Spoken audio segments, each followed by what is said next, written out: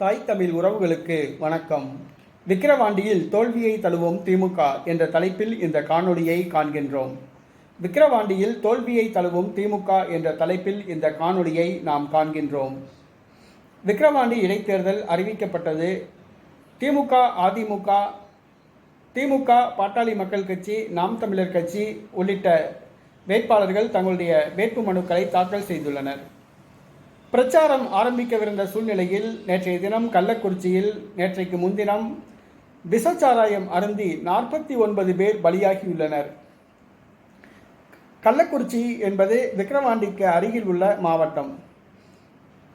ஏற்கனவே கடந்த வருடம் விழுப்புரம் மாவட்டத்தில்தான் கள்ளச்சாராயம் அருந்தி 22 பேர் மரணமடைந்தார்கள். அந்த விழுப்புரம் மாவட்டத்தில்தான் விக்கிரவாண்டி உள்ளது. அந்த விழுப்புரம் மாவட்டத்துக்கு பக்கத்து மாவட்டம்தான் கள்ளக்குறிச்சி. அந்த கள்ளக்குறிச்சியில் நேற்றைக்கு முன்தினம் விஷச்சாராயம் அருந்தி 49 பேர் பலியாகியுள்ளனர். இதுவரை இன்னும் 30 பேர் கவலைக்கிடமாக உள்ளனர். தமிழகத்தையே இந்த விஷச்சாராய மரணம் புரட்டி போட்டுவிட்டது, விஸ்வரூபம் எடுத்துள்ளது. தமிழக அரசியல் கட்சிகள் இந்த பிரச்சனையை கையில் எடுத்து பேச ஆரம்பித்துள்ளன. உள்துறை அமைச்சகத்துக்கு இந்த தகவல் அனுப்பப்பட்டுள்ளது. உள்துறை அமைச்சகம் நடவடிக்கை எடுக்கப்படும் என்று கூறப்படுகிறது. இந்த கள்ளச்சாராய விற்பனையில் திமுக பொறுப்பாளர்கள், திமுக சட்டமன்ற உறுப்பினர்கள், திமுக அமைச்சர்கள் ஆகியோருக்கு தொடர்பு இருப்பதாக கூறப்படுகிறது.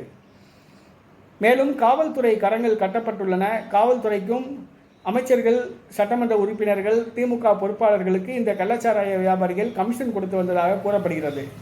ஆகவே பாட்டாளி மக்கள் கட்சி நிறுவனர் டாக்டர் ராமதாஸ் அவர்கள் சிபிஐ விசாரணை கோரியுள்ளார். ஆனால் முதலமைச்சர் சிபிசிஐடி விசாரணைக்கு உத்தரவிட்டுள்ளார். அது எந்த அளவுக்கு பிரயோஜனம் என்பது நமக்கு தெரியாது. ஆனால் இன்னும் அந்த கூக்குரல் அடங்கிய பாடில்லை, மரண ஓலம் அடங்கிய பாடில்லை. இன்னும் மரணம் அடைபவர்களுடைய எண்ணிக்கை அதிகரிக்கக்கூடிய சூழ்நிலை உள்ளது. விக்கிரவாண்டியில் விஷச்சாராயம் மருந்து இதுவரைக்கும் 49 பேர் மேல் மரணம் அடைந்துள்ளனர். இன்னும் 30 பேர் கவலைக்கிடமாக உள்ளனர். ஆகவே பலியானோர் எண்ணிக்கை அதிகரிப்பதாக உள்ளது. இந்த சூழ்நிலையில் விக்கிரவாண்டியில் இந்த கள்ளக்குறிச்சி கள்ளச்சாராய மரணம் பிரச்சனையானது மிகப்பெரிய ஒரு தாக்கத்தை ஏற்படுத்தியுள்ளது. இது திமுகவுக்கு மிகப்பெரிய கெட்ட பெயரை ஏற்படுத்தியுள்ளது. பொதுவாக இடைத்தேர்தலில் ஆளும் கட்சி தான் வெற்றி பெறும். 500 கோடி ரூபாய் வரை செலவு செய்வார்கள்.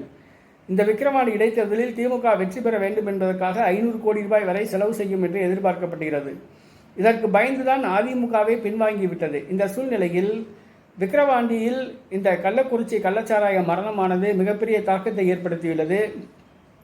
திமுக கூட்டணியிலேயே இது சலசலப்பை ஏற்படுத்தியுள்ளது. திமுக அரசுக்கு எதிராக திமுக கூட்டணி கட்சியான விடுதலை சிறுத்தைகள் கட்சி தலைவர் தொல் திருமாவளவன் 24ஆம் தேதி போராட்டத்தை அறிவித்துள்ளார். தமிழ்நாட்டில் பூரண மதுவிலக்கு வேண்டும் என்று கோரியுள்ளார். போராட்டத்தை அறிவித்துள்ளார். கம்யூனிஸ்ட் கட்சிகளும் இந்த பிரச்சனையை கையில் எடுத்து போராடலாமா என்று திட்டமிட்டு வருகின்றன. மேலும் தமிழக வாழ்வுரிமை கட்சி தலைவர் வேல்முருகன் அவர்களும் இந்த பிரச்சனைக்கு எதிராக போராட திட்டமிட்டுள்ளார். இது திமுக அரசுக்கு மிகப்பெரிய தலைவலியை கொடுத்துள்ளது. ஆகவே விக்கிரவாண்டி இடைத்தேர்தலில் இந்த கள்ளச்சாராய மரணம் எதிரொலிக்கும் என்று கூறப்படுகிறது. இது திமுகவுக்கு அது தோல்வியை தரும் என்று எதிர்பார்க்கப்படுகிறது. திமுகவுக்கு மிகப்பெரிய தோல்வியை தரும் என்று எதிர்பார்க்கப்படுகிறது. இதனால் திமுக தரப்பில் பரபரப்பு ஏற்பட்டுள்ளது.